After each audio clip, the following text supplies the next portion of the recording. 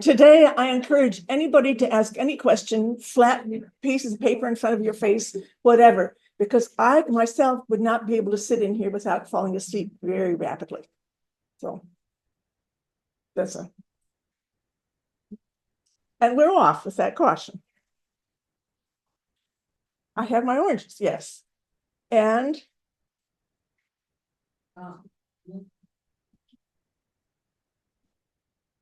do you need it any darker than this, or is it? Yes. Okay, who remembers where to turn off the lights? There. Over there. Oh, look, Kira is coming to do it already.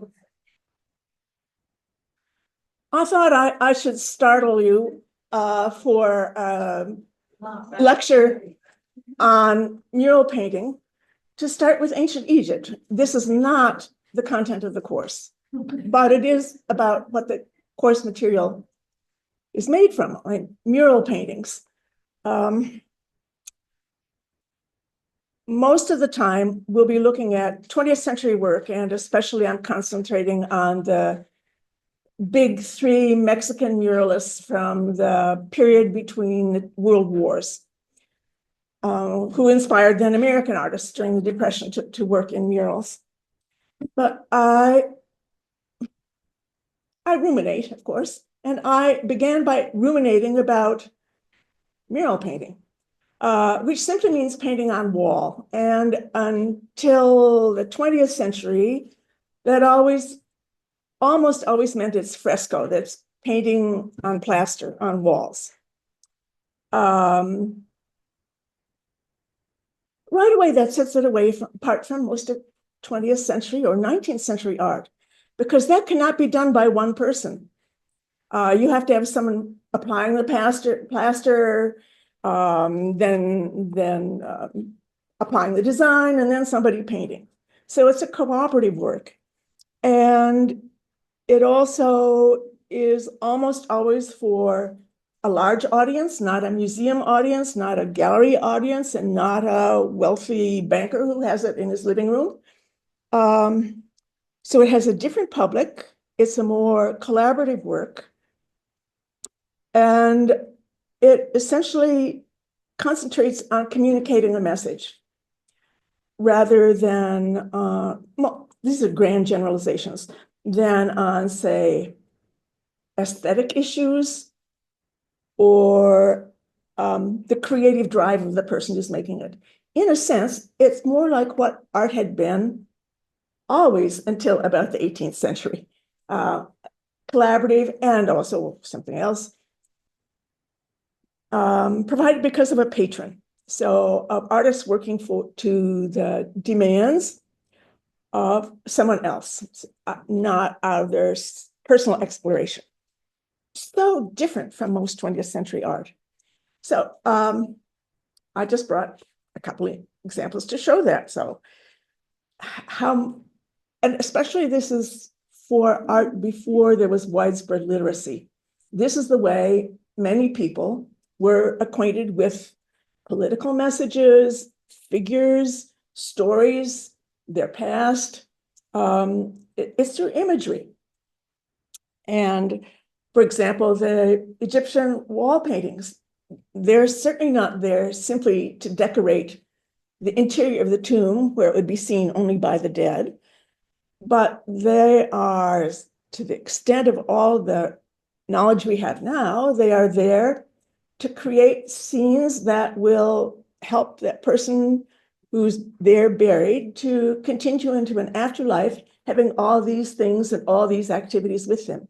So it's a crucial part of a continuing existence. Or could be political messages or religious messages. This is a 12th century French church where there are scenes, I think they're Old Testament scenes on the ceiling, so that people, if you wandered in or wandered out or your mind wandered, you looked up there and you had the stories presented to you at all times. I don't have anything I need to say about that, right? But that's authority. And then I hope we'll also do some, however glancingly, some mural paintings that aren't frescoes. This is very much more late 20th and 21st century wall paintings, whether it's Banksy and his sort of flash mob graffiti, or the paintings that are sprouting on the walls around here, or you don't need to go far. You just take the stairwell going upstairs to the second floor and you go by Dan Fenelon's mural.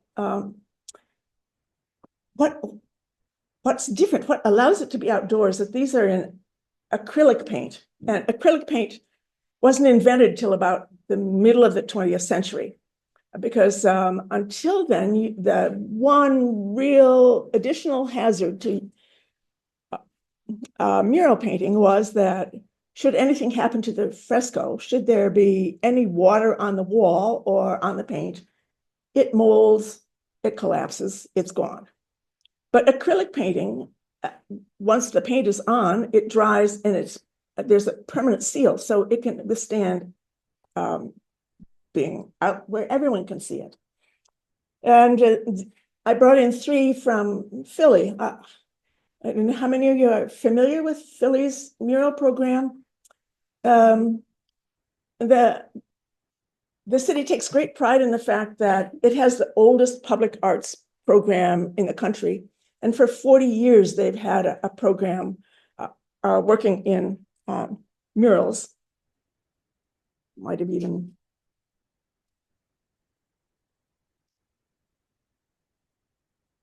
tell you about the kind of messages there are in these.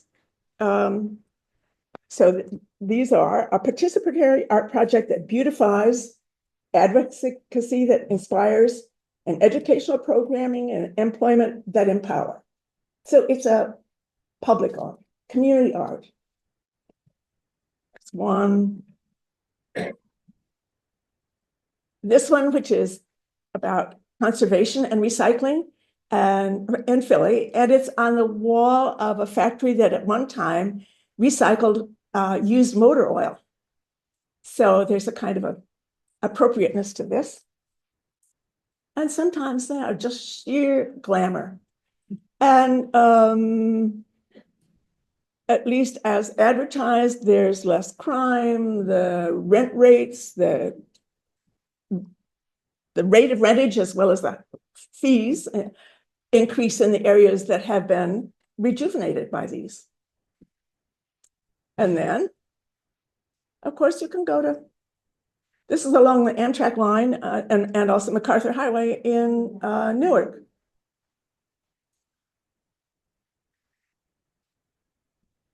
That's another part of it. So it's an ancient art that's definitely in a resurgence now. Today, I look at the artist who is generally credited with being the figure who, as a single artist, played the most important role in this revival. And I'll show you some from other parts of his career, not just his murals. He was an interesting character. He, Frida Kahlo. You are again going to find many, many books wherever you go, because he's a flamboyant person and an interesting person with an atypical history. But we won't look at that many actual paintings here, but primarily just a few of his murals.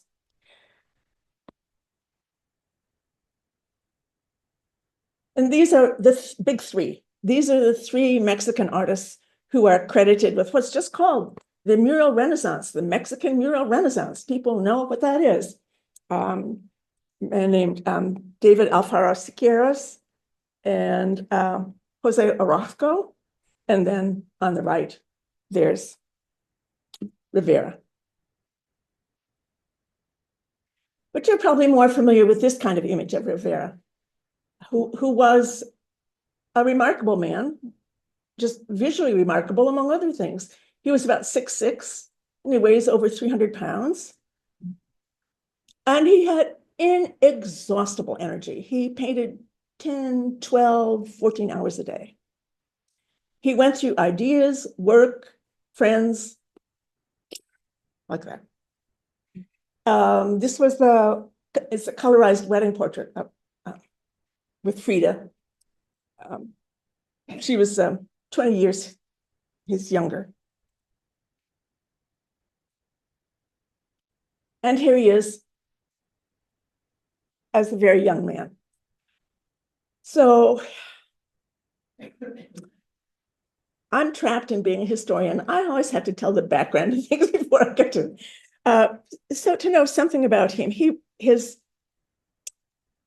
a fortunate start in life in that his parents were, although not moneyed by any means, they did have education, which is not characteristic in early 20th century Mexico.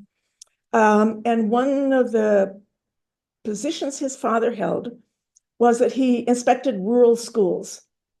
And he was aware of just the abysmal education, or almost the total lack of education peasants were getting in the country. Plus, he was seeing country life.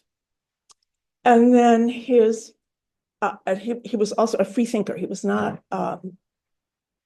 he was not Roman Catholic. He just wouldn't have anything to do with it.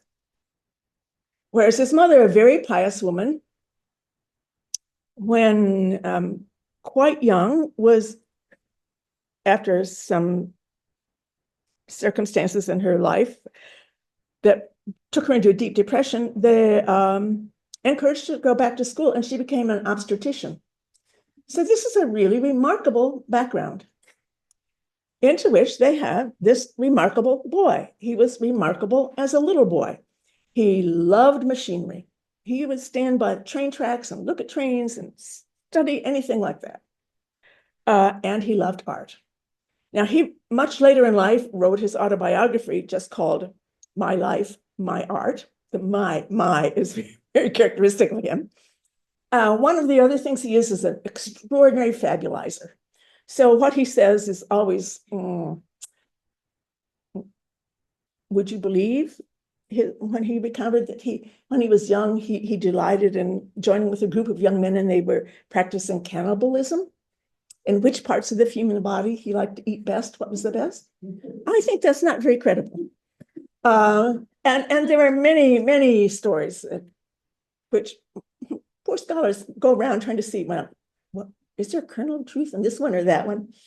But so he just had this incredible imagination and kind of inner freedom and a talent in art, so that by the time he was, he's still a grade school child. He was going for a few hours a day to the National Art School. And then he went on into the art school. And he had a very conventional training, and he painted in a very conventional way. He was oriented always toward painting. So this is a self-portrait he did when he would be about 15, 16 at this time.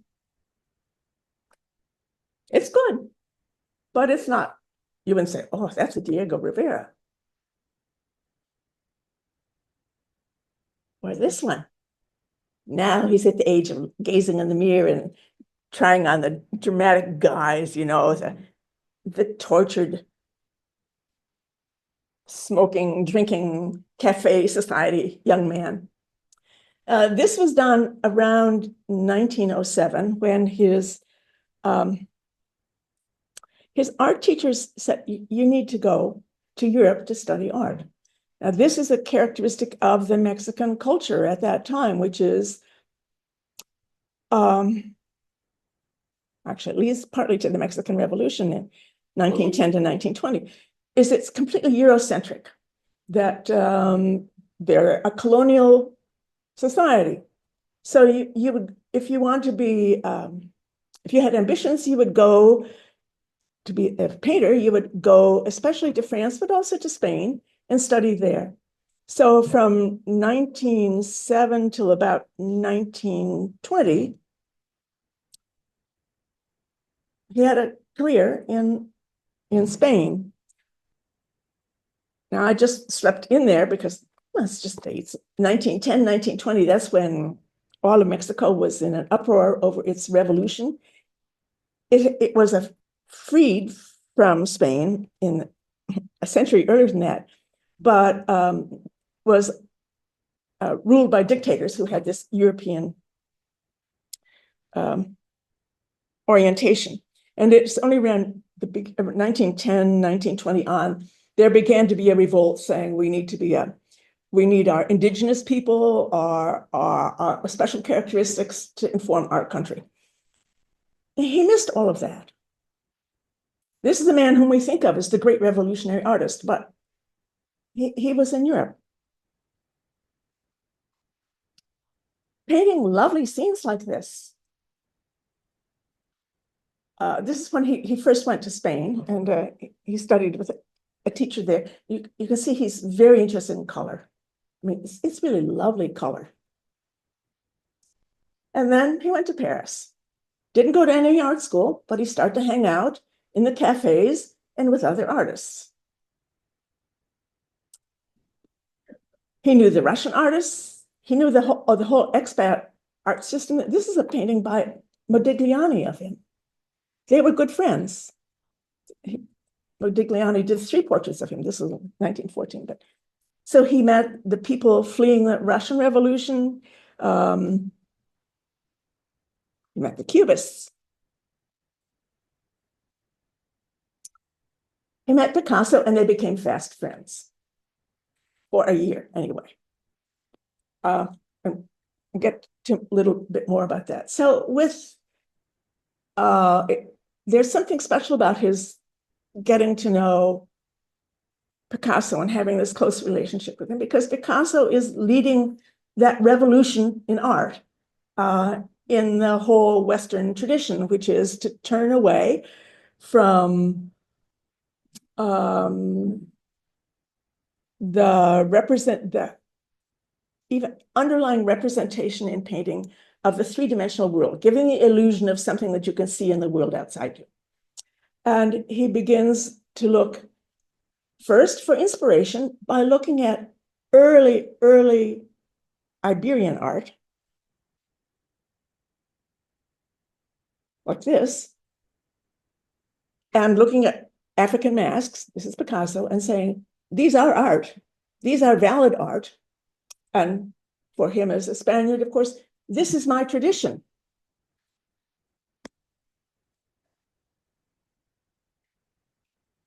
And this painting Picasso did around 1907. There are some little Iberian stocky figure like this, pretty far from the classic Greek nude that had prevailed in the West until that time.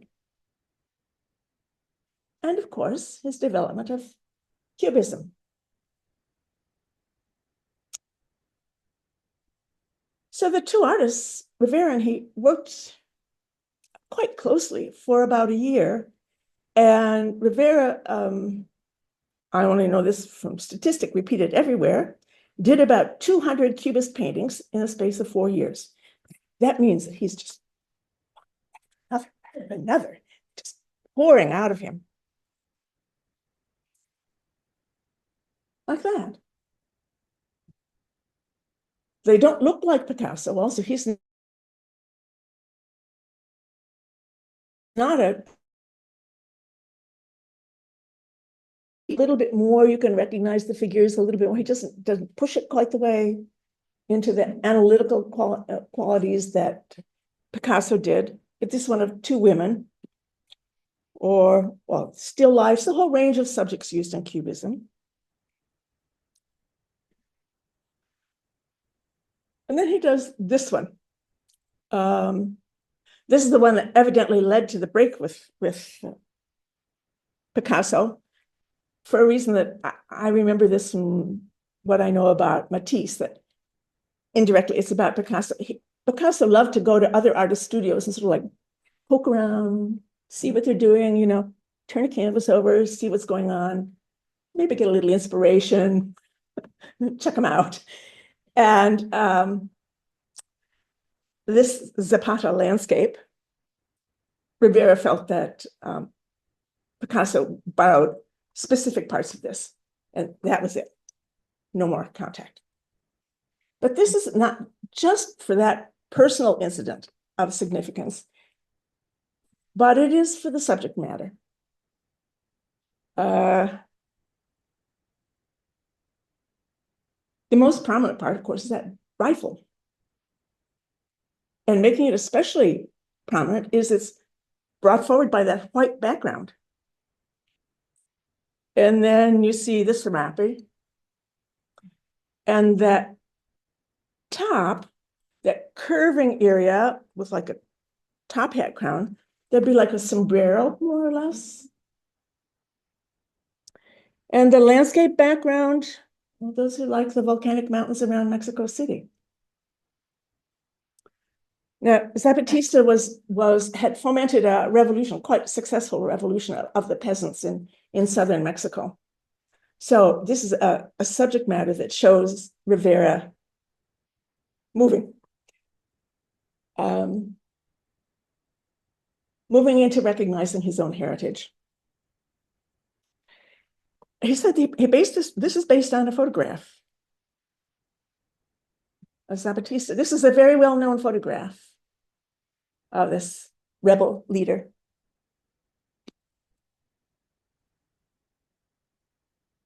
And the part that looks like wood there is like an ammunition case. So it definitely has military qualities in this. This signals his turning his attention toward his home country. And the Mexican Revolution was coming to an end, and a man there in charge, especially of the cultural agenda, Vasconcelos, invited Rivera to come home. Before, there was someone else was urging him to, but before he did, he knew he wanted to do murals. Vasconcelos wanted murals because Vasconcelos, well, why don't I just go ahead and Rivera in the middle, of Vasconcelos at the left. He had the idea that to educate the people, to consolidate them as a country, to develop national pride, to share a culture, murals are the way to do it. This way you can get everybody who cannot read, who speaks a different language of the many languages in Mexico at the time. This is the way you can bring them together. So he was going to back a government-sponsored mural program through the major public buildings in Mexico City.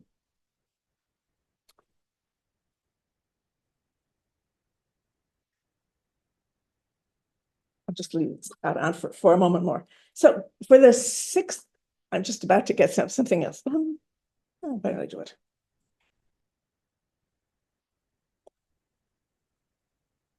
It's just a drawing, just a humble drawing. This is in the Met. Would you guess this is by the man who did the Zapata?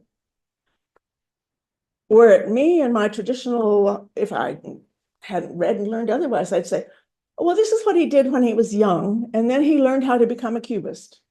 Oh no, this is after Cubism. He's rejected it. He has to create an art that can be understood by everybody. This is the turn away from art for the elite, for the ultra intellectuals. It is art for everyone. So, and for some of those faces, this is the reason I brought in that Picasso self-portrait. That sort of dish-shaped face and the figure on the left is very much like the one Picasso had given in his self-portrait. So he's picked a little Picasso. It's still in there, but he's now incorporating it into a much more realistic figure, stocky figures, not only to represent the sturdiness of the peasantry, but that's like, he's looking at native art. He's looking at Aztec art. He's looking at Mayan art. He's looking at all the different cultures and saying, That's my heritage. So he's a master at blending like this. Now, this other little bit is, I'm going to take you through the weeds again. The Weeds are beautiful paintings in Italy. Before he came home, he spent 6 months traveling in Italy, looking at frescoes to see how they were done, how they were arranged, just learning the otherwise, where was he going to go to find a contemporary master working in this? Not very easy to find anyone of any quality who would do it. So these are ones he especially liked of Giotto, early 14th century. And they're not available online. I would have brought in some. He made hundreds and hundreds of sketches. So he copying figures, details of figures, just building up a whole encyclopedia of images. And he goes back to Giotto's work a lot. So what's one thing to learn here? Well, you can look at the figure style. You can also see, okay, this is telling a story. Now, how does he tell the story?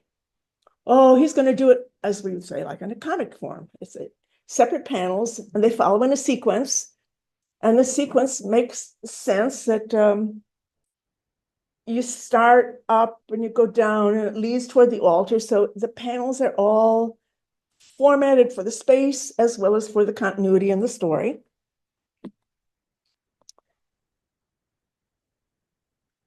And they're wonderfully simplified and the same kind of stockiness that he wants in peasant figures. Or, okay, well, now, what if you had a full room? How are you going to do that? What vantage point does the viewer have? Do you want to arrange it so a person can take it in at one glance from one vantage point? Or do you want, as with the Giottos, you want to keep the person moving so that you see it bit by bit? These are decisions that have to be made if you're working in a mural. And this is in Mantua. It's a room. And I didn't indulge myself in bringing the ceiling, but the center of the ceiling is like a window that opens into the sky with little cherubs peering down into the room. It's a total illusion.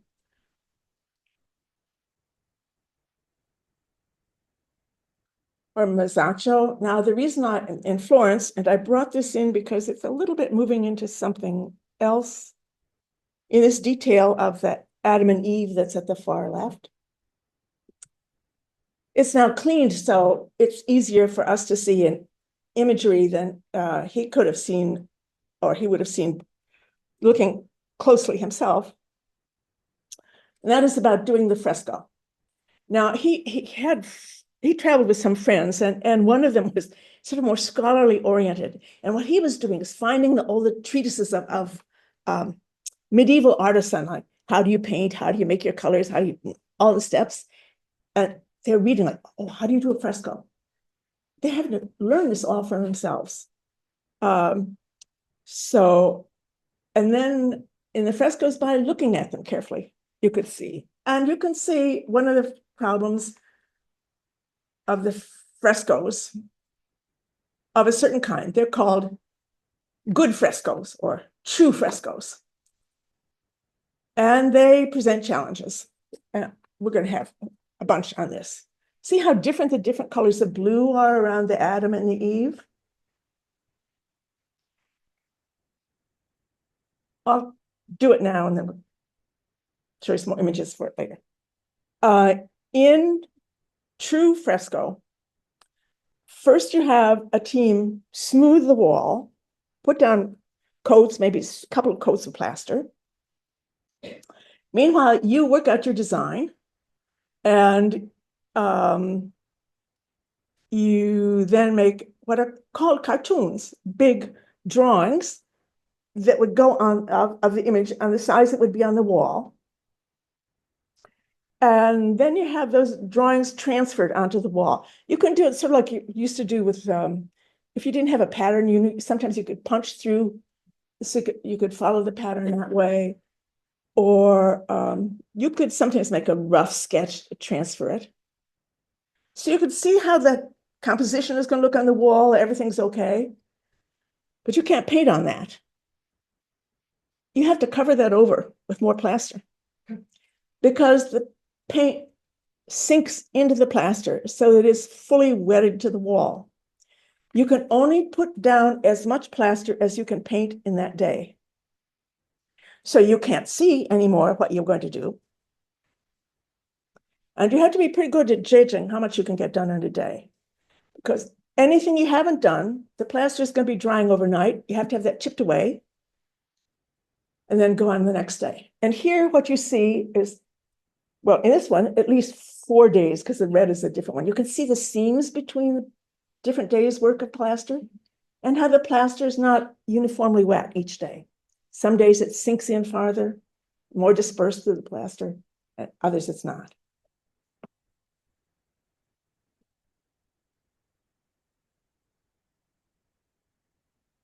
This is by Rivera, and it's not political, and it's not in Mexico. This is in San Francisco, and we'll come back to his earlier work, but this he did in 1930, in a month. It's a wall in what used to be called the California School of the Arts, then it's the San Francisco Art Institute.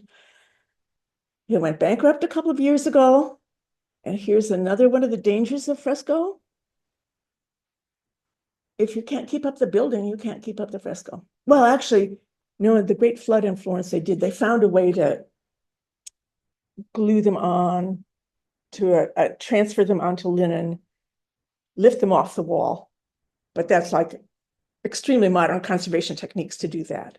Generally, you lose something if the building is gone. But I think it's Steve Jobs' wife is one of the people who helped to buy it, so that they're going to keep this so that people can continue to see it now. It's called The Building of the City and the Making of a Fresco. Rivera had some ardent followers in terms of people interested in his art, especially anyone of a sort of a socialist, communist leaning in the States. And so they knew about what he was doing in Mexico City. And a group of wealthy liberals in San Francisco kept wooing him to come up and to do some works outside Mexico. And these are the first ones he ever did outside Mexico City. So on this wall, this is just clever. This is a very clever artist. So I'm going to take you through this bit by bit. Nothing political there's social but not political in this. Even that scaffolding is trompe-l'oeil. This is a flat wall. So he's showing the making of a fresco. I'll go through the details with you, and then we'll come back at the end of one look at the overall composition, first of all. But what does it look like is what's going on here? The most endearing part is that you're looking, of course, at the rump of Rivera up there on the center on the platform. There's the chief painter. And his assistants, the names of all these people are known, are either helping to paint or putting in the plaster so that then he can paint a new level. And then the rest of it is, and what are they painting? They're painting a worker. You see that colossal figure in the background? And he looks like he's holding the lever to some mechanism in the building. And then who are these other people all around? Well, let's look at some. Get a little bit closer here. In the lower left, you have workers. One thing that Rivera will insist upon, and he helps to found in a union of technical workers and artists, because he says art is a business, it's work, it's physical. And artists are not to be elevated above anybody else. So, two of those men are artists. One of them is a good friend of him. Then there's somebody up above also with power drills working on stone. On the lower right, there's someone, a woman at a drafting board. She was a well-known painter, I think. So that's making a design.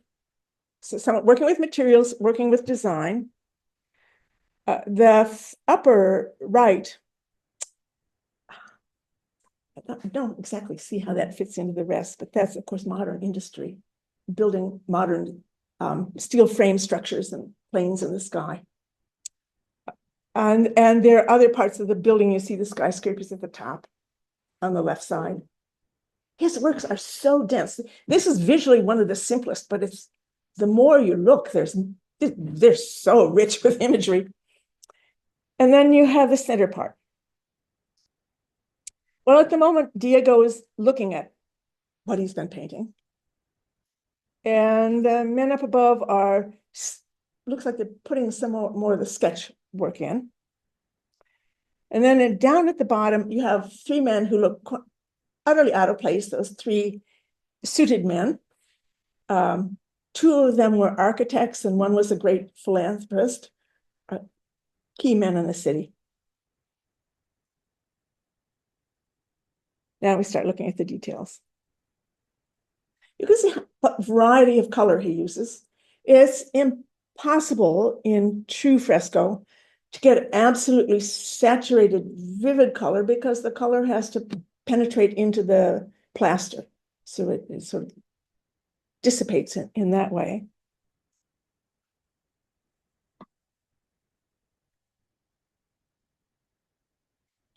And this is a very confusing image. I mean, I found it very confusing. I spent a lot of time looking at this.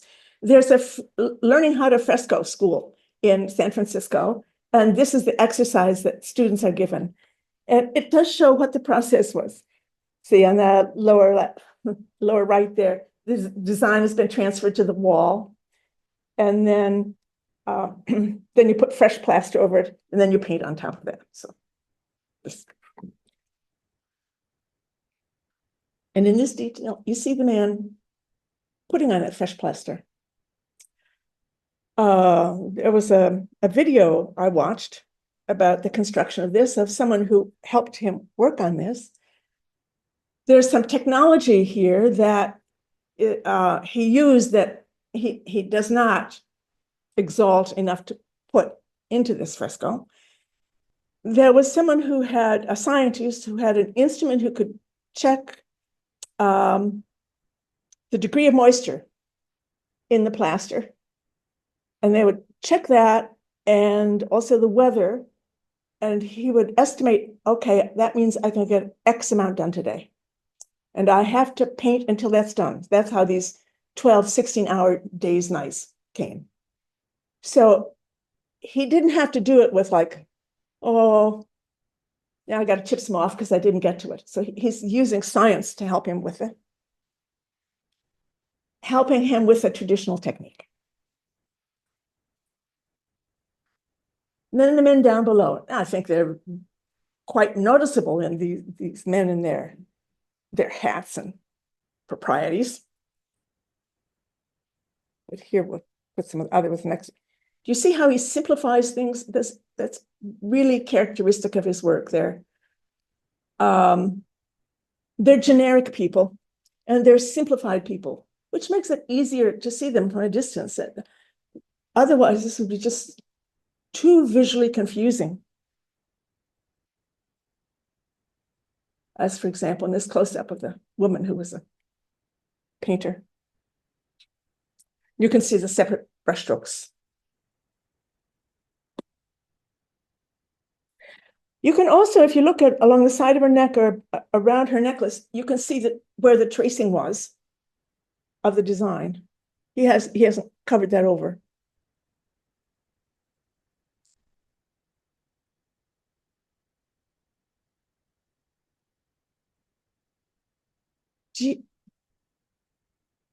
For me, these are particularized people. And they were acquaintances, and one of them was a patron of his. But to me, there's a quality of caricature in this.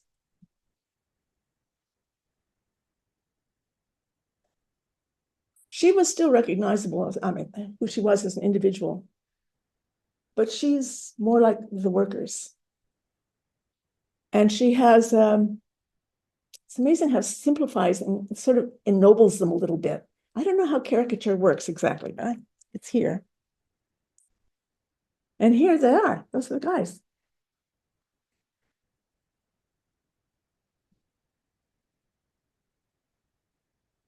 So he captures them.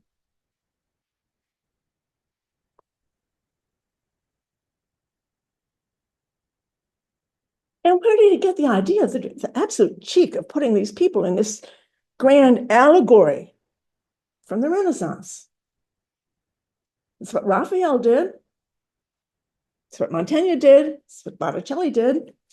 Here, the man on the stairs brooding over that block of marble, at least is taken by everybody. That's Michelangelo. And on the far right side, you can hardly see, there's just a young whippersnapper who's looking straight out at us. That was the painter himself. Or Botticelli, the three wise men here are members of the Medici family. They're clear portraits. So this was a recognized, familiar Renaissance habit, which he has now revived. So he's a wonder. He puts together modern, socialist points of view, traditional technique, traditional approach to subject, and melds them. Now, looking at it over again, this is where, well, when I'm getting the lecture ready, you know, I'm just looking intensely at things, and I don't sort of stop to look at totality sometimes. Well, I fortunately did look at the totality of this. There is more messaging going on in here. Look at, this goes back to Egyptian art. This has hierarchical scale, that the size of the figure indicates their importance. Who is the largest figure in this whole thing? The worker. What is all of this for? The worker. Without the worker, would any of this be here? No. And it is like a Renaissance, well, early portable altarpiece, you know, a triptych they're called, where the sides can fold over. You see how it's divided into three? In a Christian one, the main image is in the center, and then you have the wings folding over it. So again, the worker. So there's a Christian undertone on this. The Christian culture undertone. And then look at the size of the other figures. Who are the smallest people there? Yeah, businessmen.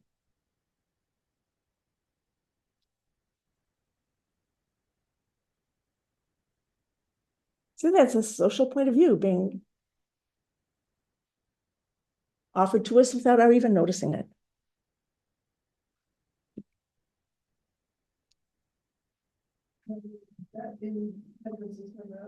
Yeah, it's the San Francisco School of Fine Arts. I know they make sure that you still have access to this. All the rest of the building is kind of not used for anything now. So now we go back. We're taking him back to Mexico. And actually the beginning of his career as a muralist. That was, I took out of space, both because it's legible in ways some of the others aren't. And it was talking about how you make a fresco. Why am I showing you this? This isn't a fresco. This is the first work he did, though, for the government. And Vasconcelos had him present a written description of all that's in there. And I'm going to read this to you. I don't used to be so happy you're not students that you don't need to know this. I couldn't keep it in mind enough. I have to read it from the paper because it's just like too much. It shows you his ambition. It's called Creation, and it's in the National Prep School, which is actually where Frida Kahlo was a student and where she first saw him. That center section was recessed. Before this was put up, there was a big organ in there, and this is in an auditorium. So this is encaustic. This is painting in wax on cement. Now, how that worked, I have no idea. I know he had 4 artists, he had 3 collaborators to do it, but the imagery, the theme is all his. So here goes. Let it just wash over you. He said, in the most clearest part of it, is the relationship between mankind and the elements. That is to say, the world of man. Now, it starts in terms of importance, it ascends to the most important, but we start with the bottom. And there's a clear division left and right side. Let's see. This just so you can see it a little bit better. On the left, that's the feminine side. And at the bottom, they're the muses of the performing arts. Music, song, dance, and comedy. Now, see, these are not the traditional Greek muses. He's creating his own. And then above them are the feminine virtues of charity, hope, and faith. And on the right, you have the masculine side. There, you have the intellectual arts. You know, how's this for men can think and women can't, right? Knowledge, erotic poetry, it's an unusual one, tradition, and tragedy. And the cardinal virtues of continence, fortitude, justice, and prudence. Now, you can see the nature of his thinking. And then the floating above them are the 4 highest forms of intelligence: wisdom on the feminine side and science on the masculine. And then above them, an image of divinity. And around down by the center figure who's with the arms out, that's the Almighty, not a Christian Almighty, but an Almighty. 4 figures that represent the Matthew, Mark, Luke, and John, the symbols of them. And on the walls where we can't see it, there were another 4 that were animals characteristic of Mexico. What a hash. What a set of stuff. Yes. Yeah.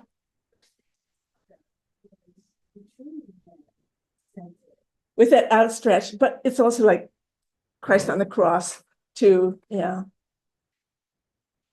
And up above with that circle with those, that's out of a mosaic in Ravenna. So he's got something here, something from there.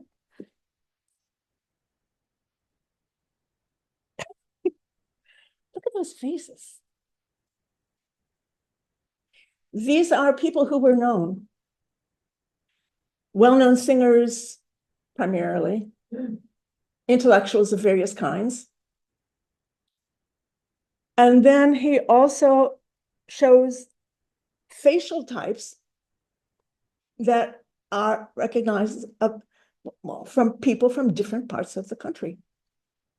Some darker skin, some lighter skin, some because would be known, oh, this is a person from this area. That. So he's trying to comprehend all of Mexico in this new culture that's going to be intellectual and musical and religious under its own new divine, combining Christian Europe and Mexican wilderness, Mexican jungle. I wonder if anybody understood this. To me, it seems very strange.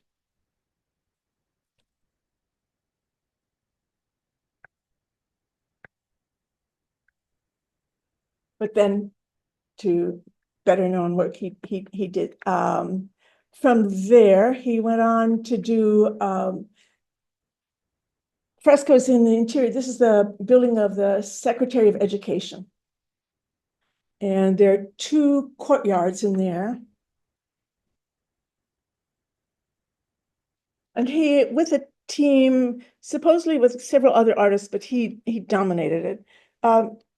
They did frescoes on the walls on all 3 levels in the 2 cars. One courtyard is primarily scenes of labor, and the other one is fiestas. It's just 2 sides of life, you know, work and play. And he worked on this through a lot of the 1920s. Now, since they're in place, I can't give you spectacular photographs of them, but show you what's easy to get. So here we're in the side of labor on the ground floor.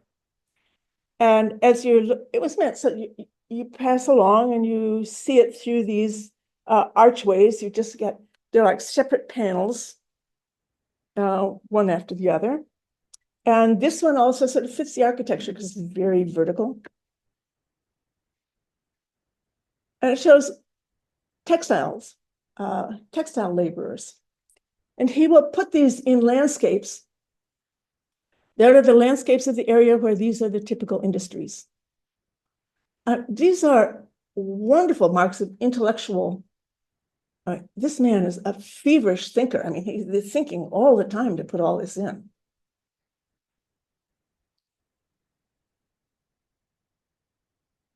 Miners. And quite deliberately, there are Christian overtones in this.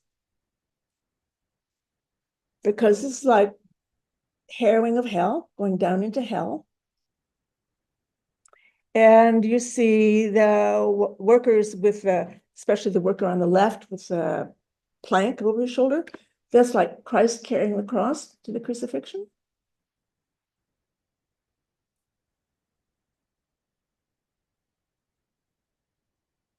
And then, since that's the tradition I know, I could recognize that. The other part, since it's not my tradition, I could not recognize the setting, this kind of with the arches coming down and then over this, it looks like a very stone carved doorway. It looks like an image of a female goddess who was the goddess of death and fertility, who supposedly ate people. Oh, it's part of her awesome powers. So it recalls her image. So he's melding Aztec religion, you know, not in your face. It's not saying this is that goddess. It's like that goddess. And this is like a Christian scene. And we'll look at the one on the next over here on the left. This is Return from the Mines, where, of course, the guards are checking that the miners aren't pocketing and putting on their body, trying to get any precious metals out with them. So they're being frisked. But of course, that figure who's being frisked is like Christ on the cross.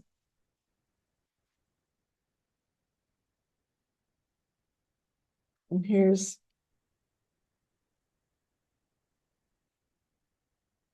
rising from that day of labor. So what's the message in here? Workers are victims of capitalist owners, foreign owners who own the mines, who own the factories, who own the haciendas. This is part of our victimhood.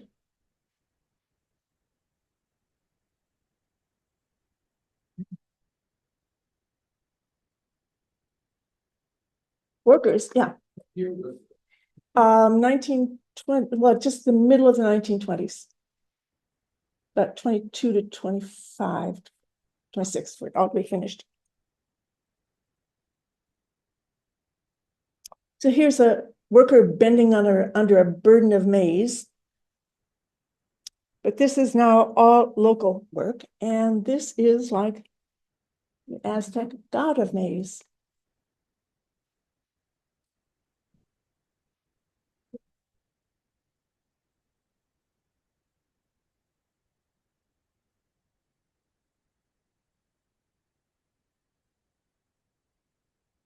And you see how he also sort of integrates them with the building. Like people are as if sitting on the architecture and sometimes coming out of the space. It's just like, again, the rumps on the back. So we're seeing, so we're part of this too.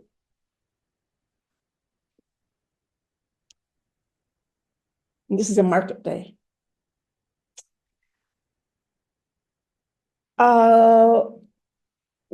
One commentator on this said, you can see his background in Cubism here, because in Cubism, where things get broken up into many little facets and the thing still holds together as a composition, when you see all those sombreros here, that's a little bit, it's that knowledge he acquired in Cubism that he's now applying to this representational image.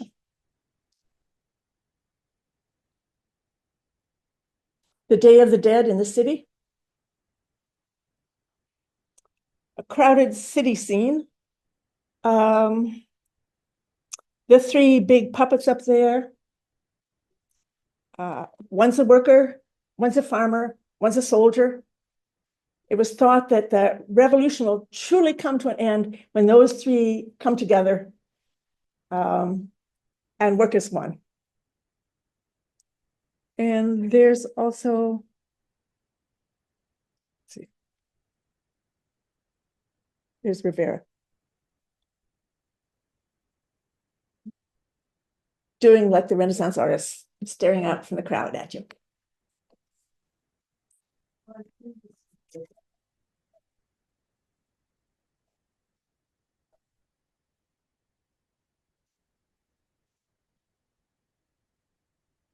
I don't know. We're going to get to some more recognizable people in a moment here. Yes, yes. Yeah.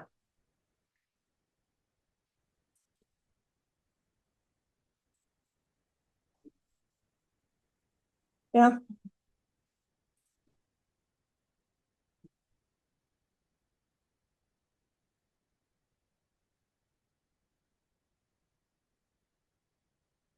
Yes, these are.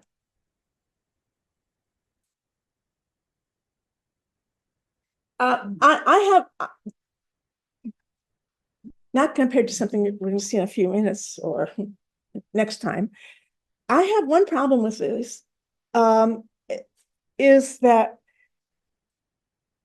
there is so much in here and so much incident that it's hard to have it, I think, in a space where you're walking by because you have tasks and you're going on, because it looks like something you need to look at this little bit, this little bit, this little bit.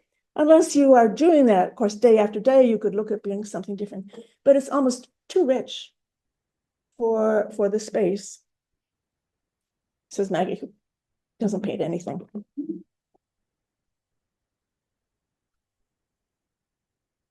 And then at the top floor, it's as if there's songs, and the banner with the words of the song are on the top. The song of labor and the song of joy. I'll give you just a couple of those. Here's where it starts.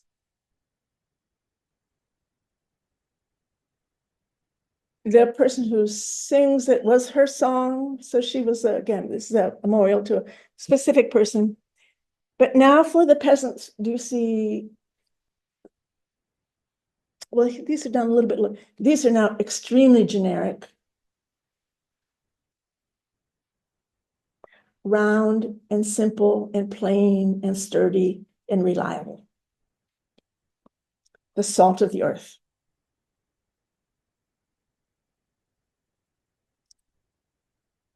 Distributing books, the spread of education.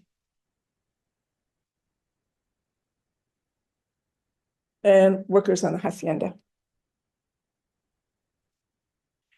soldiers also learning to read. This is, yeah.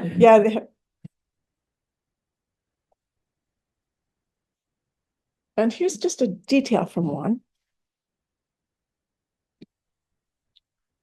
where there's more that representation of different types.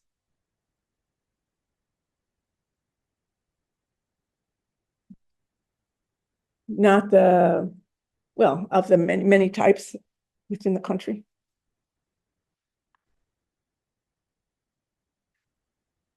And these are, he's done toward the end where he is, by the way, a member of the Mexican Communist Party. He was a founding member of the Mexican Communist Party. And he was invited to go to Moscow for the 10th anniversary of the Moscow Revolution. He was given a commission there that never came to anything. He was to paint a fresco in a Red Army building. But as even leading up to that, the scenes go more and more in terms of this progression in which he painted them, is the way I've been showing them. From the sort of exaltation of ordinary life, we've suffered, we've triumphed, this is our honest selves, our various ways of being, to becoming more and more political and more biting, more obviously political, as in this one. This is the capitalist banquet and the Wall Street banquet. The capitalist banquet here on the left, they're eating gold coins. This is against, of course, American imperialist power, our ownership of those properties. Wilma? Well, it's almost like Norman Rockwell too. I mean, it's just a standard. Look at spoiled chubby child there. But yes, and then on the one on the right, that's a ticker tape. And I wish I had a way to make this sharper for you. Look at the man at the back on the left, and then the two men toward the back on the right, on that one.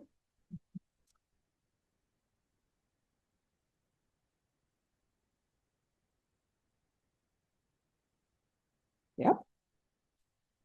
Yep. J.P. Morgan. J.P. Morgan. Henry Ford.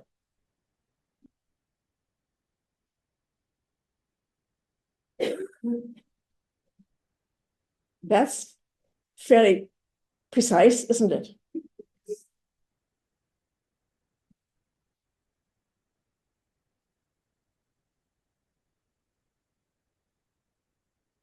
The distribution of arms. This is, it's several of his, he acknowledges this is what he sees society as now, and this is what he sees if it goes on this good trajectory that it is now, what society will be. This is what it's aspiring to be. And this is one after he's been to Russia, but it's the distribution of arms. And the woman in red in the center, that's Frida Kahlo. The man who's looking out at us on the left side. Yes, she's extremely prominent, right? Here's this man. There you see. Who's looking at us. That's his friend Siqueiros. There's a later photograph of him, but you can see he's got that facial feature correctly. And also the figure on the far right there, that she's a recognizable photographer, Tina Modotti, who was very active in the communist cause. And then you have the worker up above, of course, looming over them all with the hammer and sickle. That's moving on into the future. Oh, this is too good to be true. We have moved on to the future. It is past time.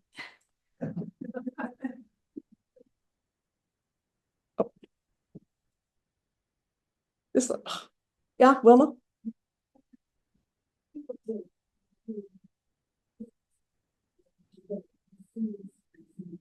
I don't know. Somebody better. And we'll get to the next time.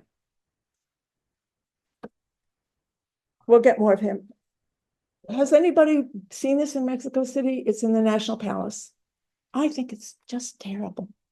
Just terrible. I think it's terrible. But we'll look at some good things too. And we'll go on into one of the other men in that group. Okay, that's for now. That's for now. Of